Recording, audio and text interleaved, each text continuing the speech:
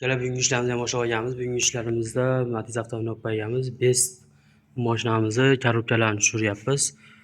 Granda zanli, orqa zanli, korzinka perdolarini almashtirib beramiz. Birinchi skorga, zatnilarga hirtilab tushayotgan ekan.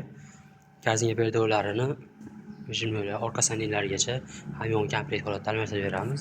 Yana bitta avtomobilni olib qo'yganmiz. Bu mashinamizni galovka proklatchalari kuygan, galovkalari yechilish jarayoni yulish tillaridan oq tutun chiqyapti, antifriz rasxod qilyapti.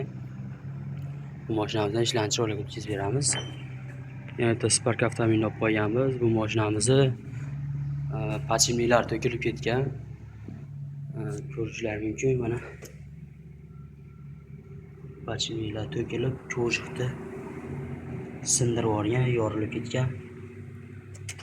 Qolgan zapchastlarini ham sindirib yuborgan. Hozir zibor korobka olib kelganmiz. Zibor yangi korobkalarini olib kelganmiz. Shu mashinamizga yig'ib chiqarib beramiz. Kimga shunaqa xizmatlarimiz kerak bo'lsa, pastda nomer qoldiramiz. Aloqaga chiqaverasizlar.